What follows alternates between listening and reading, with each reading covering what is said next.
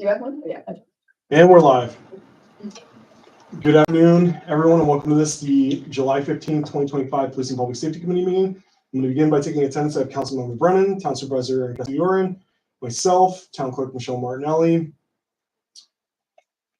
Comptroller Kara Parks, and that's it. We're going to begin. I'm going to ask for a motion to accept the June 5th, 2025 meeting minutes. Do I have a motion? Motion.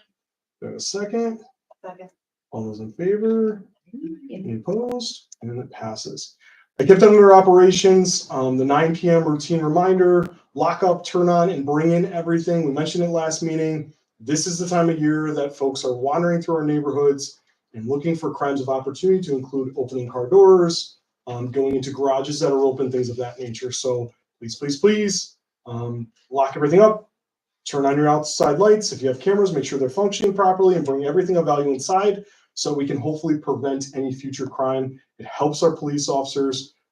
Some mornings we come in and we have multiple larcenies from vehicles, and it's simply because people didn't lock their doors, right? So let's make sure we're trying to do that and help each other and be good neighbors. I didn't have anything under fleet and equipment. Under building, I put on the air conditioning. Since I had put this on, it seems like it is beginning to work more appropriately. I know Superintendent Ray Smith was on top of it. He got a company in here to start evaluating the system. I know there's some ongoing work that needs to be done to it. We have a lot of hot summer days ahead of us, now included. It does feel a little bit cooler in here, but we're going to continue to monitor that because at one point it was completely non-functional. So it was very hot and very humid in here. Under training, our department's going to be conducting department-wide training on high-risk traffic stops. Good skill. It's a perishable skill. We don't use this all of the time, and every stop can potentially be a danger, but this is something that would be of a high risk if we knew somebody had a weapon in the car, things of that nature, and just going over updated training for all of our officers on that. Officer Comanzo and Detective Munger are going to be attending the Schenectady County Faro training, the 15th through the 17th. The Faro training is, and I'm going to get this incorrect, but I'm going to say it anyways, it's an instrument basically that can 3D map everything when it comes to a crash scene, right? So it scans everything in there and preserves it for any sort of future investigations or continuing investigations to give us a crash analysis. It can also be used, interestingly, I mentioned to the school, they can actually map, as if Google Maps does it, insides of schools and things of that nature. So you would have a live map that you could actually physically, digitally walk through and see into the different areas of the school. So I presented the idea to the school. They haven't taken us up on it yet, but hopefully with the implementation of an SRO program, we'll revisit that. But they're going to get that updated training with Schenectady County. They're our partners in the county crash management team. Sergeant Party and Officer Breslin will be attending the New York State Overdose and Mental Health Awareness webinar July 22nd. This is just some training as we go through, and we are all very cognizant of what's going on in the world with regards to overdoses, but also the mental health crisis that our communities at large face. So they're going to be attending that. Under citizen correspondence, I didn't have anything ongoing. Something new that we had a couple emails and phone calls.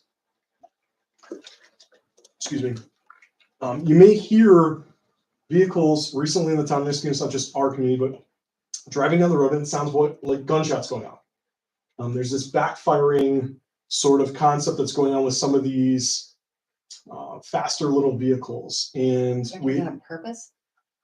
It's uncertain whether or not it was intentional. And I was told to us that it wasn't intentional, but the fact that it's happening so often, I'm wondering if it's some sort of new upfitting that they're getting, if they think is fancy and cool.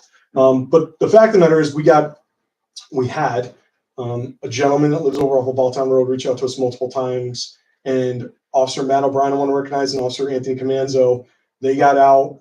Matt stopped this vehicle. He found it and stopped it and did issue a summons to it. And Officer Comanzo, actually, it was a day or two later, had this similar situation where he was in the right place, focused time of day, kind of directed patrols, and stopped and made contact with the driver, and it's getting addressed. So it was a successful story from one of our citizen correspondents recently that happened, where we were able to actually do some enforcement and hopefully get this person to comply with New York State law so that we don't have what sounds like gunshots going off while they're driving by. Under town events, Coffee with the Cops Senior Center, third Tuesday monthly. I had it today, actually. It was wonderful. It's great. I have many friends down there now with a lot of good feedback and questions. I can't stress enough, there's amazing people down at the center that come every single week, and it's great conversations, great time for anybody that wants to come out and do that. Also under town events, National Night Out, it's going to be at Center Road, August 5th from 6 to 9 p.m. Courtney McGavro, the confidential secretary, is heading this. There's going to be more information coming about it. Hopefully a flyer here that we're going to be able to circulate soon. I think it's done. Is it? But yeah, I think she emailed it out. She emailed out a press advisory too, Okay, in case they do a spread like they did last year. awesome. It's going to be a good time. This is a really good time for our community members to come out and engage with our police department, and multiple police agencies are going to be there. Just get to know each other and enjoy each other. The Mohawk Hudson Marathon is October 12th. I hadn't put it on at this point yet. They sent us a letter some time ago because they send it first thing during the year. But it's something we have to work on every year with agreements and licensing and everything with Elena, the town attorney, to be able to help facilitate that. Starting point of that is in the city of Schenectady on Technology Drive. But it does come through our entire town, through our entire bike path, and heads all the way to Albany. Did they end up doing that last year too? Okay. Yeah. And it worked out? Yeah. I guess so. Under town clerk, Michelle, did you have anything? You know, we pulled out an email and I don't know if we followed up on adjusting the foil stuff. The rates or? Yeah, because of the body cam footage, didn't we? look So- into that? Yes, so what we are doing, we have the fee established, Eric, that hourly But we rate. don't have to do any like resolutions or anything. No. Should be. Well, that's just in case. I don't believe. I don't think so, anything because I think the I- code refers to To the that, fee yes. schedule, but we'll You just had double the check. charge it yet? The only thing I've done is get quotes out. Okay. This particular one has 7 hours of body work camera footage that has to be reviewed and redacted. Yeah, but that's So- just part of it. And that's just part of it. This is that's going to the be first Elena has a very done large. this before. Yes. Yes. We had discussed having the assessment given, but also like the estimate, but also asking the person for their specific, what they're specifically looking for to help narrow down the time and the Which I did target. send to the first person. that we worked. This last one with the 7 hours is very specific. It's like incredibly specific. Okay. Under court and town attorney, I know there's ongoing extreme risk protection order cases, unlicensed dogs / dangerous dog cases. We did have, I think, there's definitely 2 dangerous dog cases that we had recently that Elena was dealing with. And the bus patrol hearings they sort of come in waves. We get a dump of citations, and then it kind of filters through our police officers in our traffic engagement division for review. And then ultimately, if there are challenges to it, it can kind of come in pockets for the town attorney's office with regards to hearings if people are looking to challenge those things. So also with the dangerous dogs, you should let me know. Cause I have a spot where I have to mark on the list. Stuff. Kristen came and told me about the one, so we marked that one, but I don't know the determination of. I've seen something. Okay, Yes. all right. So And then would the one, would Alina normally notify you of that, or would that be something Bruce would do? well, the court or Bruce, I don't know, but it should be marked. So the Kristen did come, and notify me of it. maybe you should send the court an email about that, because we wouldn't be there to know. That would come from them. You know what I mean? Yeah, Yeah, You can just put a CC on there. Yeah. yeah, Town clerk. that would make sense. Didn't get anything from the fire departments. The school district ongoing school resource officer conversations ongoing. We did submit a COPS grant. We got it done in time. Fingers crossed. I don't know if we're going to be able to obtain the grant or not, but it is in review to see if we are eligible for that. Under personnel, I didn't put his name on there when I actually did this, but I'm going to formally say it out loud. We have a candidate that we have gone through the full background process with, have interviewed for, has completed the medical portion, all of the encompassing things that are necessary by law to become a police officer. His name is James Spencer, and it's Jaymes. He would be coming to us from Schoharie County. He's been a deputy there since February of 2023. James has had a couple of different deployments overseas in the Army. It comes highly recommended from the military. He's got a number of awards. He is excited to come here and for the opportunity. And I am recommending that we do a resolution to hire him. It's going to be a little bit odd because he's actually away on training right now.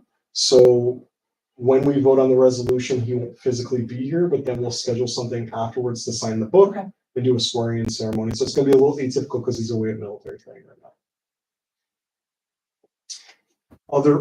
Under other, we have the town of Niskuna event application. I know that's still ongoing. We've been having internal discussions regarding the language of that to make sure that we're giving people the proper authorities to do certain things.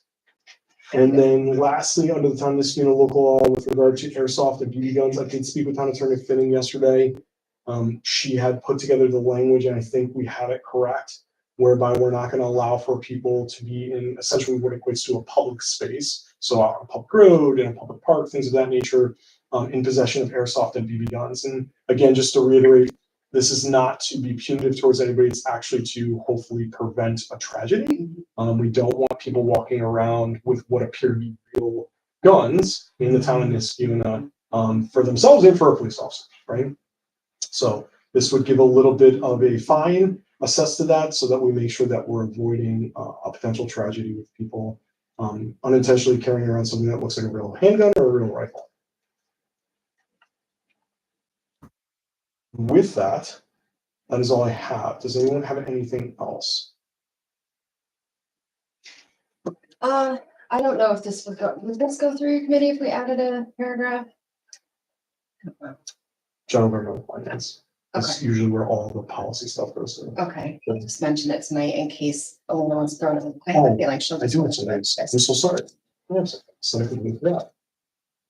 So, one of our police officers who came from a separate agency, his name is Ian Munger.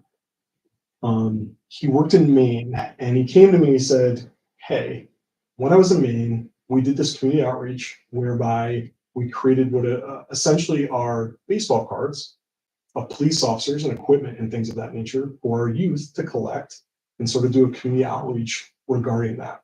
And he showed me some samples which were hysterical, just so we're clear, on a young Ian Munger. And my response to Ian is what it generally always is. I don't have money for that, but if you want to go find money for that and you want to do that, I will support you in doing that. So Detective Munger went out and wrote a grant through the Niskuna Community Foundation Nice. in the amount of $2,544 for us to create this program.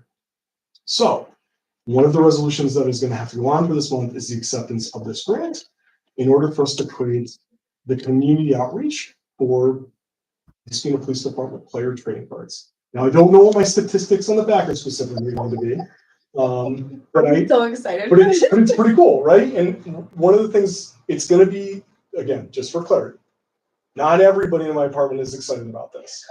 So it's going to be a voluntary program. I know that Officer Emily Walker has stated she wants to assist him with this. If people are not thrilled about it, we can do more equipment than faces, but at some point my face will be on a trading card and I'm sure it's going to be fabulous. So yes, but so yes, thank you to Ian for having the idea, caring enough about our community, go out and seek out the grant award to put this together. So that's going to go into resolution as well. What was the amount again? $2,500 or $2,544. Is that just the cost of the cards? Yes. So there was some discussion about apparently in Maine they did some sort of you got to collect them all and then you get funded by. And I thought that was just a little too gray area for us to be giving out some sort of a prize. I didn't really want to get into all that because I felt like that might go into some weird territories with like gifts and things of that nature. So we kept it simple and we said we were just going to be looking to, and I can read it to you. It's used to purchase custom printed trading cards for police officers and staff to hand out during their shift, visit the schools, and during community events such as Niskuna Day to encourage students and other Niskuna residents to interact with and become more familiar with police officers in the department. So, it's going to be fun. I'm going to collect them all and we're going to have a board somewhere with them all on it. So it'll be fun. But, Nice. Do people on the committee get a card? What does it say? It does say staff, right? It does say staff. Yeah, So many ideas. for, like, after meeting meetings. Let's not talk about them while we're live, right? So. And that's all I have. Does anybody want to make a motion to adjourn? Motion. Just a second. All's in favor? Aye. With that, we are going to adjourn. Thank you for watching. The next meeting is going to be August 12th at 5 p.m. in the same location. Thank you so much.